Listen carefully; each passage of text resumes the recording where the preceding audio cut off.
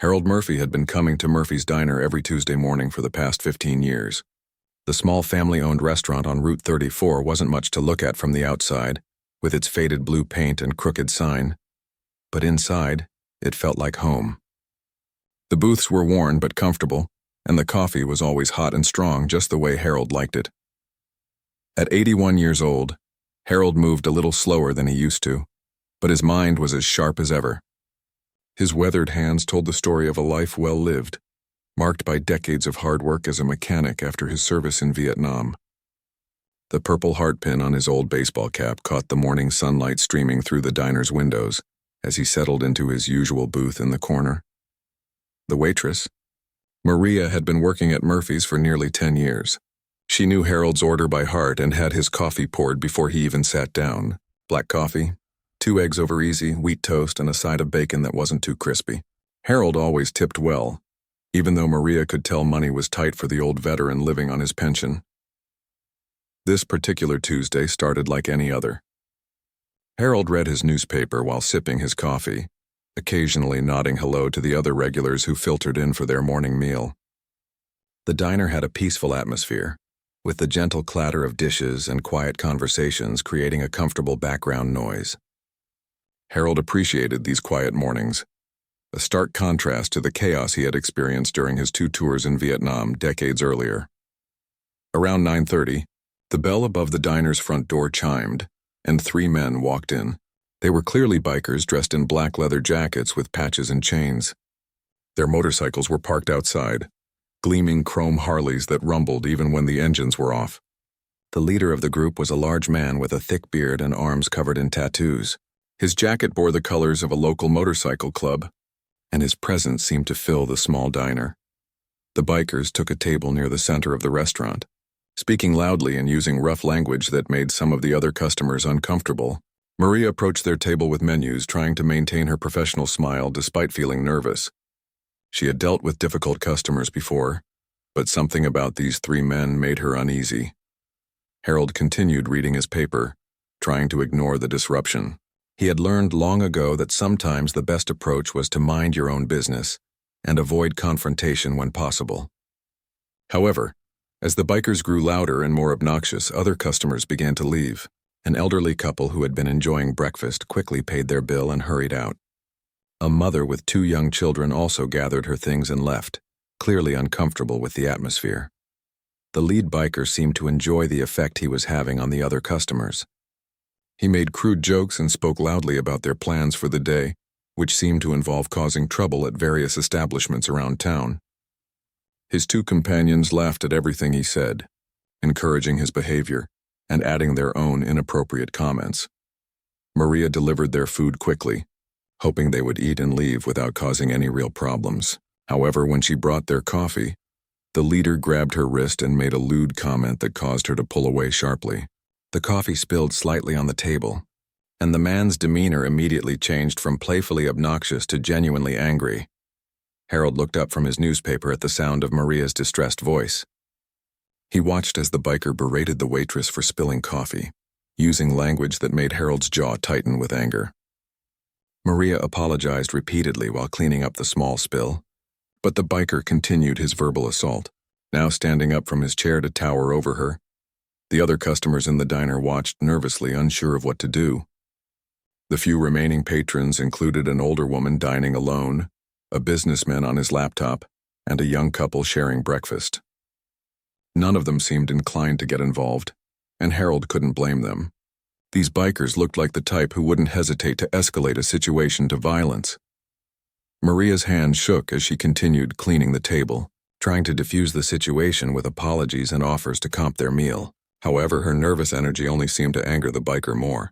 He complained loudly about the poor service and demanded to speak to the manager. Even though everyone in the small diner knew that Murphy's was family-owned and operated, with no formal management structure during the morning shift, Harold felt his blood pressure rising as he watched the scene unfold. He had spent his entire adult life standing up for people who couldn't defend themselves, and his instincts told him that this situation was about to get worse. The biker's 2 friends were now also standing, forming an intimidating circle around Maria while she tried to finish cleaning up the minor spill. The lead biker's voice grew louder as he continued his tirade, and Harold noticed that Maria was on the verge of tears.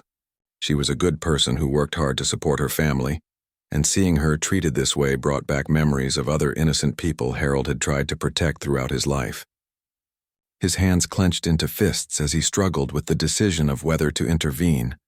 Despite his age, Harold was still a proud man with a strong sense of right and wrong. The values instilled in him during his military service had never faded, even after all these years.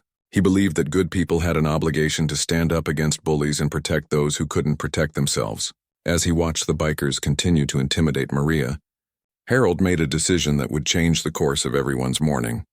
The old veteran slowly folded his newspaper and set it aside, his movements deliberate and controlled. He had faced much more dangerous situations in his life, and he wasn't about to let these bullies terrorize a hard-working waitress in his favorite diner. Harold stood up from his booth, his chair scraping against the floor as he prepared to confront three men who were each probably 40 years younger and significantly larger than his aging frame.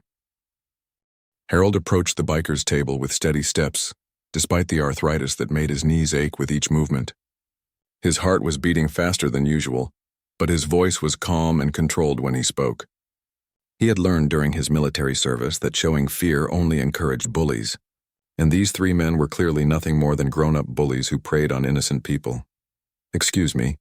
"Gentlemen," Harold said politely, placing himself between Maria and the lead biker, "I think there's been enough excitement for one morning. Why don't you let the lady do her job in peace?" His tone was respectful but firm, the same voice he had used to address superior officers during his time in the army. The lead biker turned to face Harold with a sneer of disbelief. He was easily 6 feet tall and probably weighed twice as much as the elderly veteran. His leather jacket creaked as he crossed his arms, and the skull tattoos on his forearms seemed to move in the diner's fluorescent lighting. "Mind your own business, old man," he growled. "This doesn't concern you." Harold didn't back down even though every reasonable part of his mind told him this was a bad idea. "When someone terrorizes innocent people in public, it becomes everyone's business," he replied calmly. The young lady apologized for a small accident. "There's no reason to continue making her uncomfortable." The other customers in the diner watched in stunned silence as the 81-year-old veteran stood his ground against three intimidating bikers. The businessman had stopped typing on his laptop, his fingers frozen over the keyboard as he watched the confrontation unfold. The young couple huddled together in their booth, whispering nervously about whether they should call the police. Maria stepped back behind the counter, grateful for Harold's intervention, but terrified of what might happen next. She had seen how quickly situations like this could escalate, especially when alcohol or drugs were involved. The bikers smelled like beer and cigarettes, suggesting they had been drinking despite the early hour. She quietly reached for the phone under the register, ready to call 911 if the situation turned violent. The lead biker laughed, a harsh sound that echoed through the small diner. "You've got to be kidding me," he said to his companions. "This fossil thinks he's going to teach us some manners." His friends chuckled along, but there was something forced about their laughter. Despite their tough appearance, they seemed uncomfortable with the idea of physically confronting an elderly man in public. Harold stood quietly, his hands at his sides, waiting to see how the situation would develop.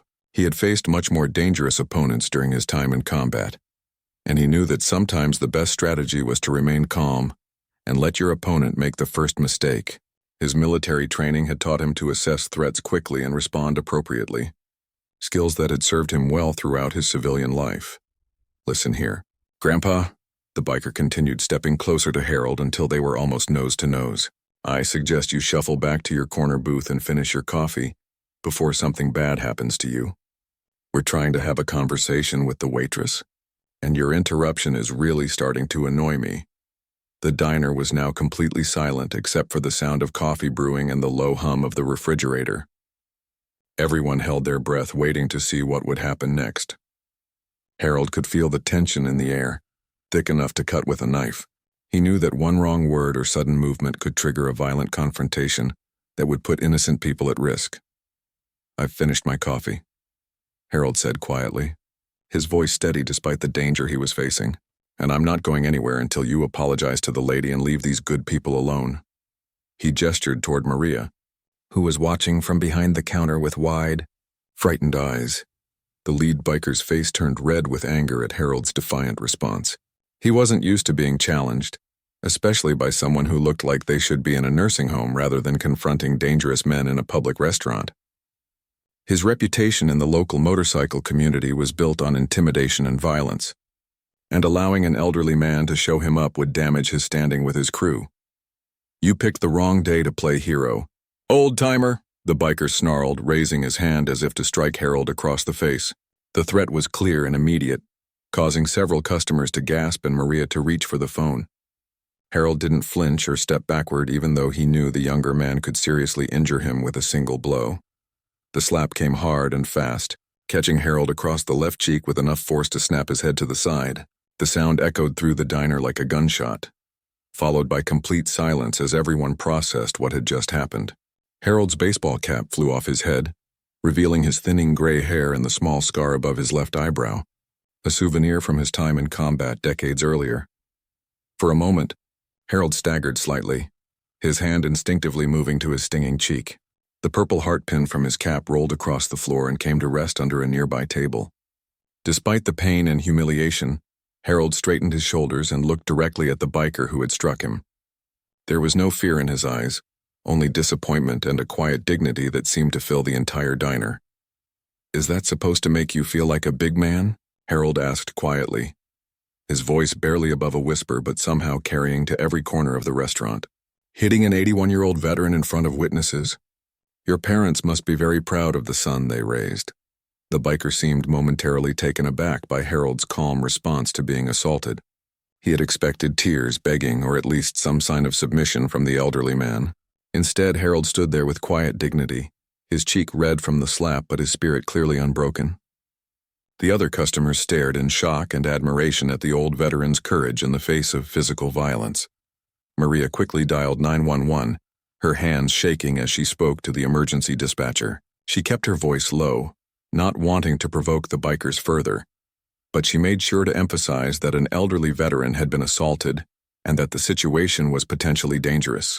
The dispatcher assured her that police units were already on their way and advised her to stay on the line. The three bikers seemed unsure of how to proceed. They had expected their intimidation tactics to work as they usually did.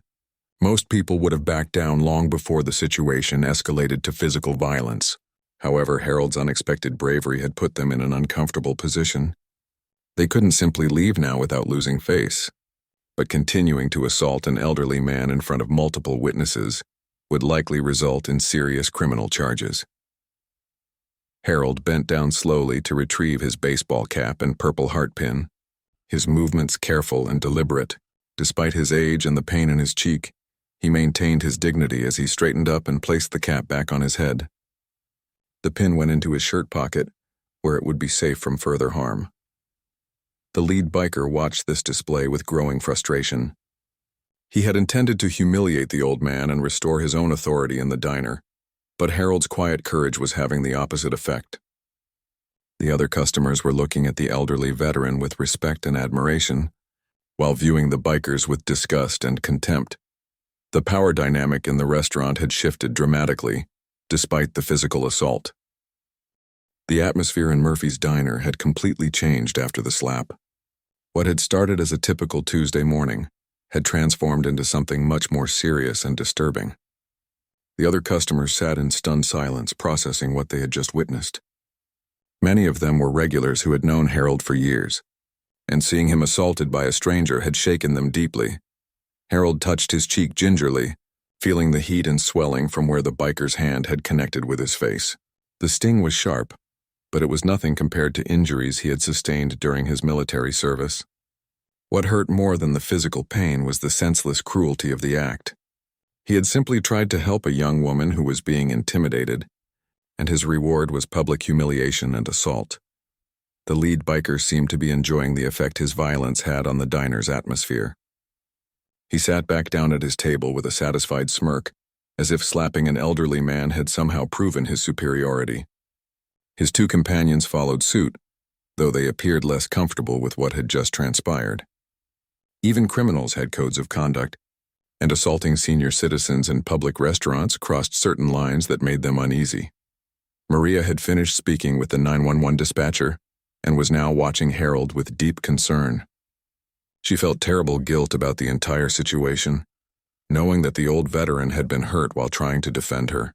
The phone call had confirmed that police units were en route, but she worried about what might happen before they arrived. The bikers showed no signs of leaving, and the tension in the air suggested that more violence might be coming. Harold slowly made his way back to his booth, moving carefully to avoid showing any weakness that might encourage further aggression from the bikers. His newspaper was still folded neatly where he had left it, and his coffee had grown cold during the confrontation. He sat down heavily, suddenly feeling every one of his 81 years weighing on his shoulders. The businessman in the corner booth had discreetly pulled out his phone and was recording video of the aftermath, making sure to capture the bikers' faces and license plates through the window. He had witnessed the entire confrontation and wanted to make sure there was evidence if the police needed it later. His hands were shaking slightly as he held the phone, still shocked by the casual violence he had just observed. The young couple near the window whispered urgently to each other about whether they should leave or stay to serve as witnesses. They were both in their early 20s and had never seen anything like this happen in real life. The woman kept glancing at Harold with tears in her eyes, moved by his quiet dignity in the face of such cruel treatment. Her boyfriend was angry and wanted to confront the bikers, but she held his arm and reminded him that violence would only make things worse. The elderly woman dining alone had been a regular at Murphy's even longer than Harold. She remembered when he first started coming to the diner after retiring from his job at the auto repair shop. She had always admired his politeness and the way he treated Maria and the other staff with respect. Seeing him assaulted for trying to help someone else made her furious, and she was already planning to give a detailed statement to the police when they arrived. Harold sat quietly in his booth, trying to process what had just happened. He had been in dangerous situations before, both during his military service and in his civilian life, but this felt different somehow. The casual cruelty of the attack, the public nature of the humiliation, and the fact that he was now too old to properly defend himself created a unique combination of anger and sadness that he hadn't experienced before. The lead biker called out loudly to Maria, demanding more coffee and making crude jokes about what had just happened. He seemed to think that assaulting Harold had established his dominance over everyone in the diner, and he was now treating the entire restaurant like his personal domain. His behavior was becoming increasingly erratic and aggressive, suggesting that he might be under the influence of drugs or alcohol in addition to his naturally violent tendencies. Maria reluctantly approached their table with a fresh pot of coffee, her hands shaking as she poured. She avoided making eye contact with any of the three bikers, hoping to complete the task quickly and retreat back behind the counter. However, the leader grabbed her wrist again as she finished pouring, this time squeezing hard enough to leave marks. "That's better," he said with a cruel smile. "See how much more cooperative everyone becomes when you establish proper respect?" He released Maria's wrist with a push that caused her to stumble slightly. She quickly returned to the counter, rubbing her wrist and fighting back tears of anger and frustration. Harold watched this interaction with growing rage, but he forced himself to remain seated. He had already been assaulted once for trying to help, and he knew that another confrontation would likely result in more serious violence. However, every instinct he possessed was telling him to stand up and defend Maria again, regardless of the personal consequences. The sound of sirens in the distance caused everyone in the diner to look up with hope and anticipation. The police were finally responding to Maria's 911 call, though it had taken them nearly 15 minutes to arrive. The bikers heard the sirens too, and their demeanor began to shift from confident aggression to nervous concern. They had been involved with law enforcement before and knew that assaulting an elderly veteran in front of multiple witnesses could result in serious criminal charges. The lead biker stood up quickly, throwing money on the table to pay for their meal. "Time to go, boys," he announced to his companions. "We've had enough fun here for one morning." They began moving toward the door, hoping to leave before the police arrived and took statements from the witnesses. Harold watched them prepare to leave and felt a surge of frustration. He knew that if they escaped now, they would probably never face consequences for their actions. They would go on to terrorize other innocent people at other establishments, confident that their intimidation tactics would continue to work. The injustice of the situation made his chest tight with anger. "Running away?" Harold called out, his voice carrying across the diner despite his injuries. "I thought you were tough guys who weren't afraid of anyone." His words stopped the bikers in their tracks, causing them to turn around and face him again. There was something in his tone that suggested this confrontation was far from over. The lead biker's face darkened with renewed anger at Harold's taunt. He had been ready to leave and avoid potential legal trouble, but the old man's words struck at his pride and reputation. In his world, backing down from a challenge was seen as weakness, and weakness could be deadly. He took several steps back toward Harold's booth, his hands clenched into fists. "You just don't know when to quit, do you, old man?" he snarled. "Maybe you need another lesson in respect before we leave."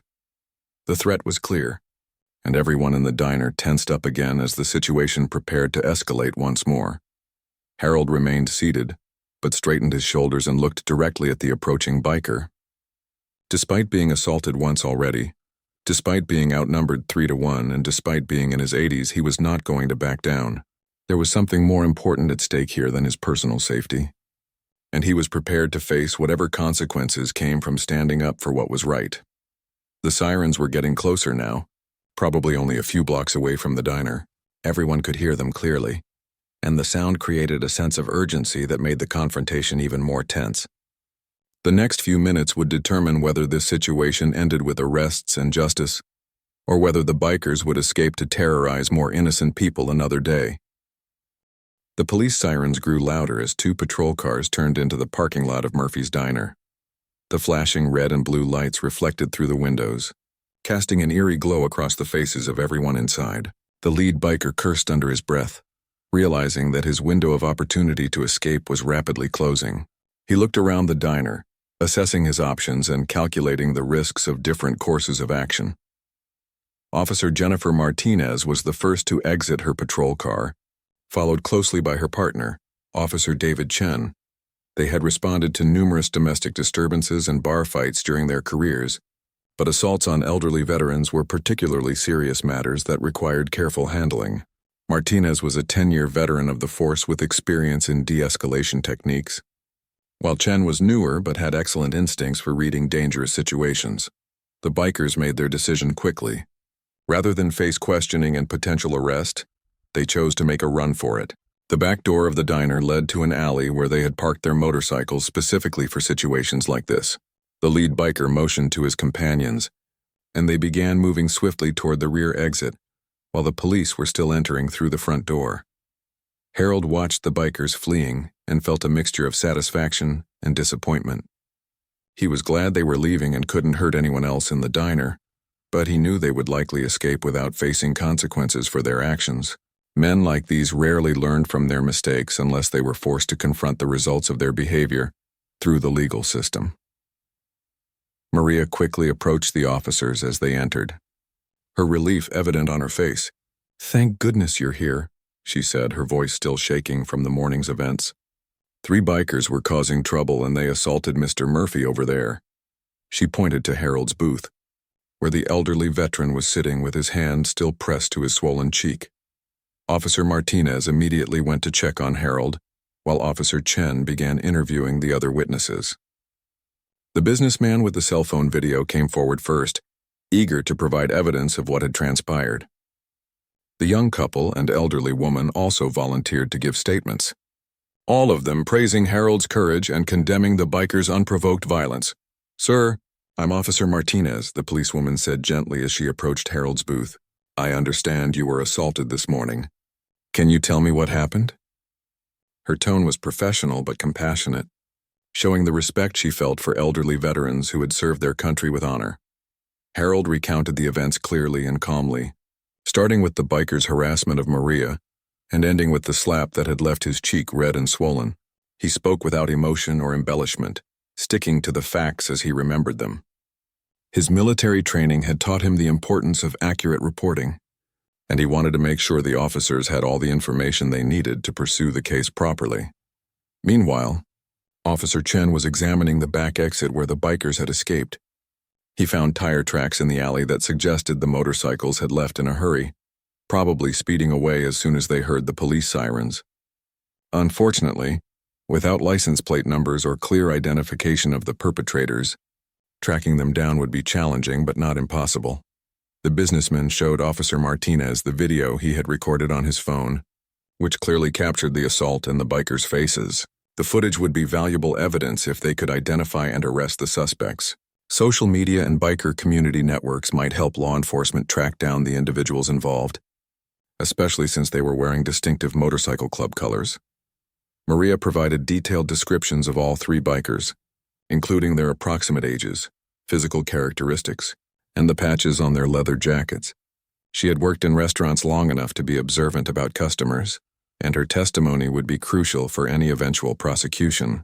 The motorcycle club insignia would be particularly helpful for identifying the group they belonged to. Harold declined medical attention despite Officer Martinez's urging, insisting that his injuries were minor and would heal on their own. He had experienced much worse during his military service and wasn't about to make a fuss over a slap from a cowardly bully. However, the officer insisted on photographing his injuries for evidence, explaining that documentation would be important if the case went to trial. The other customers provided consistent accounts of the morning's events, all corroborating Harold's version of what had happened. Their unanimous praise for the elderly veteran's courage created a clear picture of an unprovoked assault on someone who had simply tried to help a young woman being harassed by strangers. Officer Chen returned from examining the escape route and reported his findings to his partner. The tire tracks and witness descriptions of the motorcycles would be included in the incident report, along with requests for information from local motorcycle shops and gathering places. The distinctive club colors meant that other law enforcement agencies might have previous encounters with these same individuals. As the officers finished taking statements and collecting evidence, Harold remained in his booth, still processing the morning's events. He felt a mixture of emotions: anger at the senseless violence, satisfaction that he had stood up for Maria, and disappointment that the perpetrators had escaped without immediate consequences. However, he also felt a quiet pride in having done the right thing despite the personal cost. Maria approached Harold's booth after the police finished interviewing her, carrying a fresh cup of coffee and a plate of his favorite breakfast items. "Mr. Murphy, this meal is on the house," she said with tears in her eyes. "Thank you for standing up for me. Nobody has ever done anything like that before." Her gratitude was genuine and deeply felt, making Harold's injuries seem worthwhile.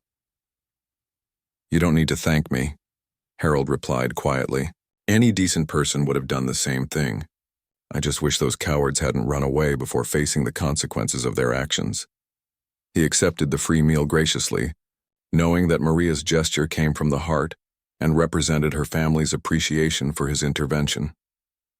The other customers began to leave after giving their statements, but many stopped by Harold's booth to express their admiration for his courage. The elderly woman patted his shoulder gently and told him he reminded her of her late husband, who had also served in Vietnam. The young couple shook his hand and promised to testify if the case went to court. Officer Martinez gave Harold her business card and assured him that the department would pursue the case aggressively. Assaulting elderly veterans was taken very seriously by law enforcement, and the video evidence would make prosecution much easier if they could identify the suspects. She promised to keep him informed about any developments in the investigation. As the police cars pulled away from the diner, Harold sat alone in his booth, sipping his fresh coffee and thinking about what had transpired. The morning had started so peacefully, with nothing more dangerous than reading the newspaper and enjoying breakfast. Now he was the victim of an assault and the key witness in a criminal investigation. The diner slowly returned to its normal rhythm as new customers arrived for lunch, unaware of the morning's drama. Maria had composed herself and was back to taking orders and serving meals, though Harold noticed she stayed closer to the counter than usual. The businessman had uploaded his video to a secure cloud storage service and provided copies to both the police and local news outlets. Harold knew that word of the incident would spread quickly through the community. Murphy's Diner was a popular gathering place, and stories like this one would be retold and discussed for weeks to come. He hoped that the attention might help identify the bikers and bring them to justice, but he also worried about becoming the center of unwanted publicity. 22 minutes had passed since the bikers fled the diner when Harold heard the distinctive sound of motorcycles approaching from the distance. At first, he assumed it was just traffic on the busy highway, but the sound grew louder and more deliberate, as if multiple bikes were heading directly toward Murphy's diner. Harold looked out the window nervously, wondering if the same bikers were returning for revenge. The sound of approaching motorcycles grew steadily louder, but there was something different about this group compared to the earlier bikers who had terrorized the diner. These engines had a more disciplined rhythm, moving in formation rather than the chaotic roar of the previous gang.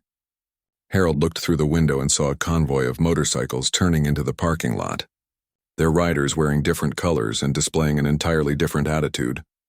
Leading the group was a man in his 40s with graying temples and the bearing of someone accustomed to command. His motorcycle was a well-maintained Harley-Davidson, but his leather jacket bore military patches instead of gang colors. Behind him rode 11 other motorcyclists, each displaying various military insignia and riding with the precision that came from years of disciplined service. This was Staff Sergeant Michael Murphy, Harold's son, arriving with members of his Army Reserve unit who shared his passion for motorcycles and his deep respect for veterans. Michael had received an urgent phone call from Maria, who had found his number in Harold's wallet when she was trying to locate emergency contacts after the assault.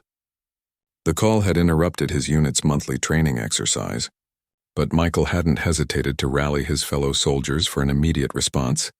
Michael parked his motorcycle directly in front of the diner and removed his helmet, revealing a face that bore a strong resemblance to his father, despite being decades younger. His jaw was set with determination, and his eyes showed the controlled anger of a professional soldier who had just learned that his elderly father had been assaulted by cowards. He motioned to his companions to spread out and secure the area while he went inside to check on Harold. The other members of Michael's unit were a diverse group of men and women ranging in age from their 20s to their 50s. They included active duty personnel on leave, National Guard members, and Army reservists, all united by their military service and their brotherhood with Harold through his son. Each of them had their own reasons for wanting to help track down the bikers who had assaulted an elderly veteran. Sergeant First Class Rodriguez had served 2 tours in Afghanistan and now worked as a motorcycle mechanic in civilian life. His connections in the local biker community would prove invaluable for identifying the perpetrators. Staff Sergeant Williams was a military police officer with law enforcement experience who understood how to coordinate with civilian police departments.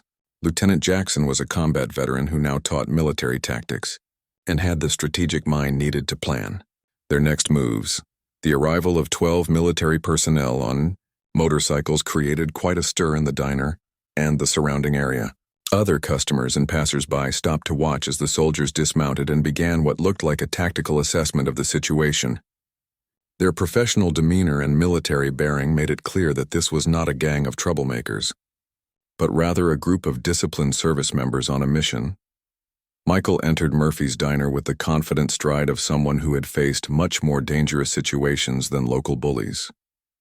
He immediately spotted his father sitting in the corner booth, the red mark on Harold's cheek clearly visible even from across the restaurant. Michael's expression darkened as he took in the evidence of the assault, but his voice remained controlled and professional when he spoke. "Dad, are you all right?" Michael asked as he approached the booth, his eyes scanning Harold for any other signs of injury. Despite his military training and combat experience, seeing his elderly father hurt brought out protective instincts that went beyond professional duty. Harold had always been Michael's hero, and the idea of anyone laying hands on him was deeply personal and infuriating. Harold looked up with surprise and relief at the sight of his son. "Michael, what are you doing here? How did you know what happened?" He started to stand up to embrace his son but winced slightly as the movement aggravated his bruised cheek. The morning's events had taken more of a toll on him than he wanted to admit, both physically and emotionally. "Maria called me," Michael explained as he helped his father sit back down. "She was worried about you and thought I should know what happened. I came as soon as I could and I brought some friends who wanted to help." He gestured toward the window where his unit members were visible, their military bearing obvious even to casual observers. Maria approached their booth with tears of relief in her eyes. She had been hoping that contacting Michael was the right decision, but she hadn't known what to expect from the phone call. Seeing Harold's son arrive with what appeared to be half the army, made her feel like justice might finally be possible for the morning's injustices. "Thank you for coming, Mr. Murphy," Maria said to Michael. "Your father was so brave this morning, standing up for me when those bikers were causing trouble. I felt terrible when they hurt him, and I didn't know what else to do besides call you." Her voice was still shaky from the morning's trauma, but she felt much safer with Michael and his military friends present. Michael listened carefully as Maria recounted the morning's events, his expression growing darker with each detail. When she described how the lead biker had slapped Harold across the face, Michael's hands clenched into fists, and several of his unit members who were standing nearby exchanged meaningful looks. This wasn't just about protecting a fellow veteran anymore. It was about defending their sergeant's father and upholding the honor that these cowards had tried to strip away. "Did the police get a good description of these guys?" Michael asked, his military training taking over as he began to assess the situation tactically. He pulled out a small notebook and began writing down details, treating this like any other mission that required careful planning and execution. The difference was that this mission was deeply personal, involving someone he loved and respected above all others. Harold provided his son with a detailed account of the morning's events, including descriptions of the 3 bikers and their motorcycles. Michael listened without interruption, occasionally asking clarifying questions that showed his military intelligence training. He was building a profile of the targets, just as he would when preparing for a combat mission overseas. Outside, Sergeant Rodriguez was already on his phone, calling contacts in the local motorcycle community. His years of working in bike shops and attending motorcycle rallies had given him an extensive network of connections throughout the region. Within minutes, he had descriptions of the suspects circulating among mechanics, parts dealers, and club members who might recognize the individuals involved. Staff Sergeant Williams was coordinating with the local police department, using his law enforcement credentials to offer assistance with the investigation. The combination of military resources and civilian police work would make it much more difficult for the perpetrators to avoid identification and arrest. Williams had dealt with similar cases before and knew that motorcycle gangs often had patterns of behavior that made them trackable. Lieutenant Jackson was studying maps of the local area on his smartphone, identifying likely escape routes and gathering places where the bikers might have gone after fleeing the diner. His tactical mind was already working on strategies for locating the suspects, taking into account traffic patterns, known motorcycle hangouts, and the psychological profile of bullies who typically avoided confrontation. When faced with organized opposition, Michael finished taking notes and looked around the diner at the other customers who had witnessed the assault. Several of them approached his table to express their admiration for Harold's courage and their willingness to help in any way possible. The businessman showed Michael the video he had recorded, which clearly captured the assault and would be crucial evidence for both legal prosecution and identifying the perpetrators. "Dad, I want you to know that this isn't over," Michael said firmly, his voice carrying the authority of someone who had commanded troops in combat. "These cowards think they can assault elderly veterans and just walk away without consequences. They're about to learn that attacking one member of our military family means dealing with all of us." Harold felt a surge of pride in his son's response, but he also worried about the potential for escalation. "Michael, I appreciate you coming here, but I don't want you or your friends getting into trouble because of what happened to me. The police are handling it, and that video should help them identify those men." "The police will handle the legal side," Michael agreed. "But there are other ways to make sure justice is served. We're not going to do anything illegal, but we are going to make sure the entire community knows what kind of cowards these guys really are. Bullies rely on anonymity and the fear that their victims won't fight back. We're going to take both of those advantages away from them." Sergeant Rodriguez returned from his phone calls with encouraging news. Several people in the motorcycle community had already identified the 3 bikers from the descriptions provided. They were known troublemakers who belonged to a small gang that operated out of a bar about 20 miles from the diner. More importantly, they had a reputation for targeting elderly people and women, behavior that disgusted most legitimate motorcycle enthusiasts. "I've got names, addresses, and hangout locations," Rodriguez reported to Michael. "These guys aren't popular in the biker community because they give everyone else a bad reputation. A lot of people would be happy to see them face some consequences for their actions." He showed Michael the information he had gathered, including photographs from social media accounts that clearly matched the diner's security camera footage. Staff Sergeant Williams had also made progress with the police coordination. The video evidence combined with the identification information from Rodriguez would allow law enforcement to obtain warrants and make arrests within hours. However, the military team was planning their own form of justice that would be perfectly legal, but far more immediate and public than the court system. Michael stood up from the booth and addressed his father with the respect and love that had always characterized their relationship. "Dad, you've taught me my whole life that good people have to stand up against bullies, even when it's dangerous or difficult. Today you proved that lesson again, and now it's my turn to follow your example." Harold looked at his son with a mixture of pride and concern. He could see the determination in Michael's eyes, the same look he had seen when his son left for his first deployment overseas. "Just promise me you'll be careful and stay within the law. I don't want anyone getting hurt or arrested because of what happened to me." "I promise," Michael said, squeezing his father's shoulder gently. "But I also promise that these cowards are going to face the consequences of their actions. They picked the wrong veteran to mess with, and they're about to find out what happens when you assault someone whose son serves in the United States Army." The other unit members had finished their reconnaissance of the area and were gathering outside the diner, waiting for Michael's orders. Their motorcycles were lined up in perfect formation, and their military bearing was obvious to everyone in the parking lot. Word was already spreading through the community about the arrival of Army personnel to investigate the assault on Harold Murphy. Michael kissed his father goodbye and promised to call later with updates on their progress. As he walked toward the door, every customer in the diner watched him with admiration and anticipation. They had witnessed an injustice that morning, and now they were about to see how the military takes care of its own family members. Michael's unit moved with military precision as they departed Murphy's diner, their motorcycles forming a disciplined convoy that drew attention from everyone on the highway. Their destination was O'Malley's Bar, a rundown establishment on the outskirts of town where the three bikers were known to spend their afternoons drinking and bragging about their latest exploits. The building looked exactly like what it was, a haven for troublemakers who wanted to avoid decent society. The 12 military motorcycles pulled into the gravel parking lot of O'Malley's Bar in perfect formation, their engines creating a thunderous roar that echoed off the building's weathered walls. Inside the bar, conversation stopped as the unmistakable sound of organized riders filled the air. The three bikers who had assaulted Harold were sitting at their usual table, already drinking heavily and boasting about their morning's work to anyone who would listen. Michael dismounted from his motorcycle and surveyed the scene with the calm assessment of a combat veteran.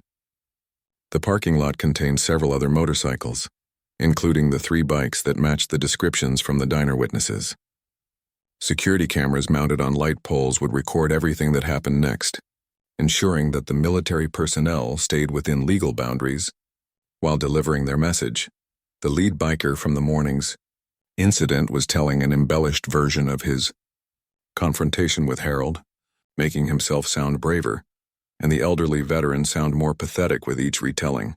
He had no idea that his victim's son was an Army staff sergeant with 11 fellow soldiers who had just arrived to settle the score. His arrogance and false bravado were about to be shattered by reality. Michael entered the bar with two of his unit members while the others spread out around the parking lot to ensure that none of the targets could escape. The interior of O'Malley's was dimly lit and smelled of stale beer and cigarette smoke. Conversations gradually stopped as the patrons realized that these weren't typical customers, but rather military personnel on a mission. "Which one of you cowards slapped my 81-year-old father this morning?" Michael asked in a voice that carried clearly through the entire bar. His tone was calm and controlled, but there was an underlying threat that made everyone in the room pay attention. The three bikers at their corner table suddenly realized that their morning's victim had connections they hadn't anticipated. The lead biker's face went pale as he recognized that his actions had caught up with him much faster than expected. He looked around the bar for support, but the other patrons were studiously avoiding eye contact.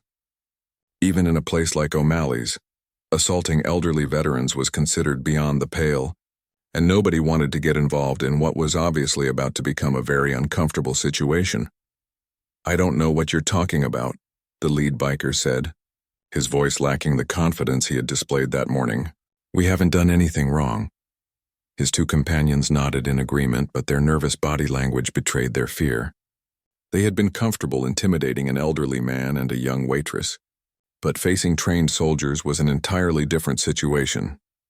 Michael pulled out his smartphone and played the video that the businessman had recorded at the diner. The clear footage showed the lead biker slapping Harold across the face, followed by the sound of the elderly veteran's quiet dignity in the face of unprovoked violence. Everyone in the bar could see exactly what had happened, and there was no possibility of denial or justification.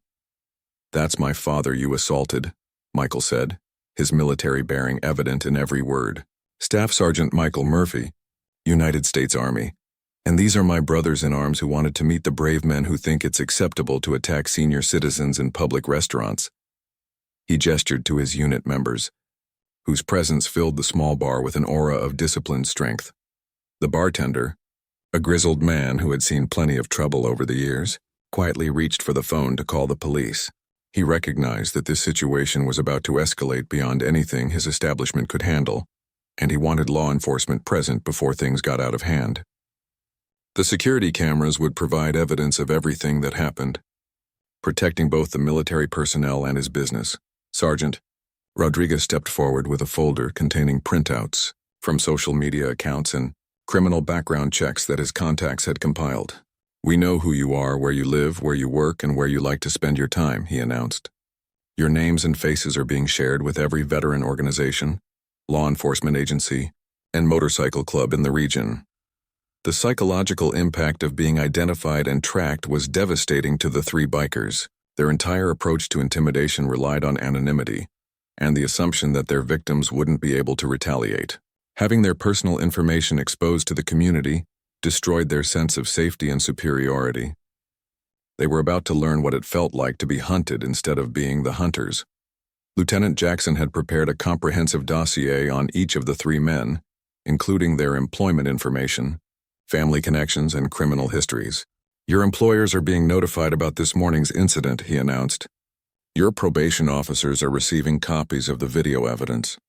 Your landlords are being informed about your activities. Your families are learning what kind of men you really are." The lead biker jumped up from his table, his face red with anger and embarrassment. "You can't do this," he shouted. "We have rights. You can't just come in here and threaten us." However, his protest sounded hollow even to himself. Everything the soldiers were doing was perfectly legal, using public information and lawful means to ensure that justice was served. "We're not threatening anyone," Michael replied calmly. "We're simply making sure that the community knows who you are and what you're capable of. If you don't like being identified as the type of men who assault elderly veterans, perhaps you should reconsider your life choices." His words carried the authority of someone who had commanded respect in much more dangerous situations than a rundown bar. Staff Sergeant Williams, using his law enforcement credentials, had already coordinated with local police to ensure that warrants would be issued based on the video evidence. "You'll be arrested within 24 hours, he informed the three bikers. "The charges will include assault, battery, terroristic threatening, and possibly hate crimes against a protected class. Your legal troubles are just beginning."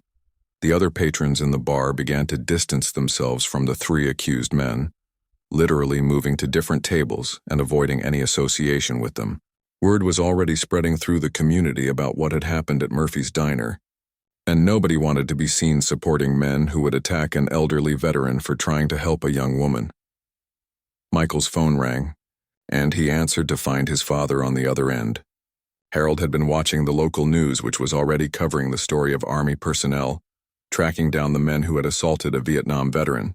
The combination of the video evidence and the military response had created a public relations nightmare for the perpetrators that would follow them for years to come. "Son, I just saw the news report," Harold said, his voice filled with pride and concern. "Thank you for standing up for me, but please make sure you and your friends stay safe and don't do anything that could get you in trouble." Despite being the victim, Harold was still worried about his son's welfare and career. "Don't worry, Dad," Michael replied. "We're not going to break any laws or do anything unprofessional, but these cowards needed to learn that actions have consequences, and that attacking veterans means dealing with the entire military family." Justice is being served through proper channels, but they needed to understand the reality of their situation. The police arrived at O'Malley's bar just as Michael was finishing his phone call with his father. The officers had already reviewed the video evidence and prepared arrest warrants based on the positive identification provided by the military personnel. The three bikers were taken into custody without resistance, their earlier bravado completely deflated by the events of the afternoon. As the arrests were being made, Michael addressed the remaining patrons in the bar with a message that would be repeated throughout the community. "This is what happens when you mess with veterans," he announced. "We take care of our own, and we don't forget when someone crosses the line. These three men will face legal consequences for their actions, but they'll also live with the knowledge that their cowardice has been exposed to everyone who knows them." The local news crews arrived at the bar just as the police were loading the suspects into patrol cars. The story of the elderly veteran who stood up to bullies and the army son who brought justice would be front-page news for days to come. The video of Harold's dignified response to being assaulted would go viral on social media, inspiring other people to stand up against injustice regardless of personal risk. Michael and his unit returned to Murphy's Diner that evening to check on Harold and celebrate the successful completion of their mission. The diner was packed with customers who had heard about the morning's events and wanted to show their support for the brave veteran who had stood up for what was right. Harold was embarrassed by all the attention, but grateful for the community's response. The three bikers were convicted on all charges 6 months later, receiving significant prison sentences that reflected the seriousness of assaulting elderly veterans. Their criminal records and the viral video ensured that they would face ongoing consequences for their actions long after their release from prison. The case became a textbook example of how modern technology and military brotherhood could ensure that justice was served, even when traditional systems moved slowly.